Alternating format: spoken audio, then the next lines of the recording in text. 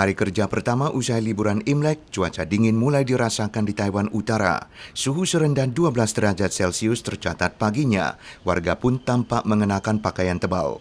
CWB mengingatkan cuaca yang akan makin malam makin dingin, namun kering kali ini akan berlangsung hingga Jumat. 这波强烈大陆冷气团预计在明天一整天到周五清晨是影响最明显的时候。 Mulai Rabu malam, suhu rendah akan semakin kentara. Untuk kawasan utara dari Tainan diperkirakan turun ke bawah 10 derajat, bahkan 8 derajat akibat pendinginan radiasi pada malam atau subuh. Pakar mengingatkan hingga kini belum ada pertanda bahwa musim hujan akan tiba, maka kondisi kekurangan air mungkin berlangsung hingga Mei. 呢，在未来这几个月，恐怕一直到梅雨季前这个整个从各种的中长期的这个预报来看的话，台湾附近的水汽都是偏少的。 Selain itu, berkat faktor menguntungkan seperti suhu laut, gangguan tropis di perairan tenggara Filipina berkesempatan berkembang menjadi taifun pertama tahun ini, Taifun Tujuan. Tapi oleh karena posisinya relatif jauh, pengaruhnya akan terbatas, juga tidak akan membantu meredakan kondisi kekurangan air di Taiwan. 17 Februari, mutu udara di Kaohsiung kurang baik. Ada 3 stasiun pemantau yang mencatat angka merah. EPA mengemukakan sehubungan dengan meningkatnya frekuensi kedatangan massa udara dingin dari utara, polusi yang terbawa juga bertambah banyak. Sementara syarat difusi yang buruk sering terjadi antar dua massa udara dingin. 冷空气跟冷空气之间呢， 会有一个比较缓冲的回温的这个天气系统。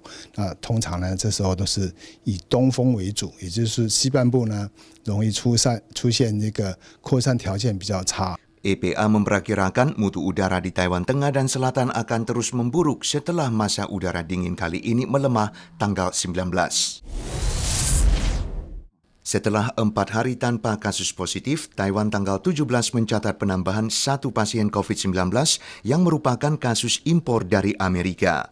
Sementara itu penularan klaster RSU Taoyuan dipastikan terkendali setelah 3.243 orang terkait yang menjalani pemeriksaan dikonfirmasi negatif. Di lain pihak, setelah meraih izin penggunaan darurat dari WHO, pengiriman 200.000 dosis vaksin Oxford AstraZeneca ke Taiwan berdasarkan mekanisme COVAX juga diperkirakan berjalan sesuai prosedur. Israel adalah negara yang paling cepat melaksanakan vaksinasi. Hingga kini 40% populasi telah menerima suntikan dan jumlah kasus positif telah berkurang. Namun perbaikan tampaknya tidak terjadi di Uni Emirat Arab yang menggunakan vaksin dari farmasi yang sama.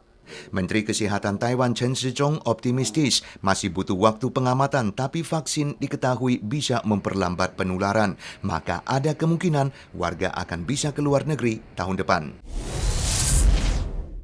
Mobil listrik belakangan adalah salah satu industri yang berkembang paling cepat.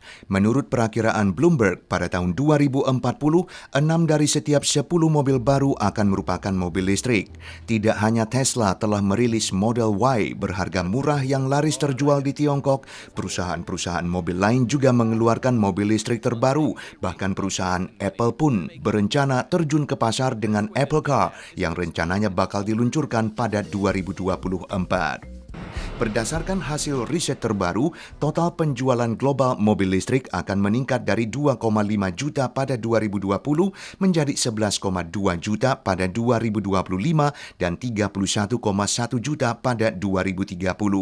Tingkat pertumbuhan tahunan majemuk untuk 10 tahun ke depan adalah 29%. Penganalisis berpendapat di antara pemasok Tesla, perusahaan Taiwan dengan rantai pasokan elektronik yang sempurna mendominasi 75%, menunjukkan bahwa Taiwan berkesempatan memimpin dalam pertumbuhan pasar mobil listrik.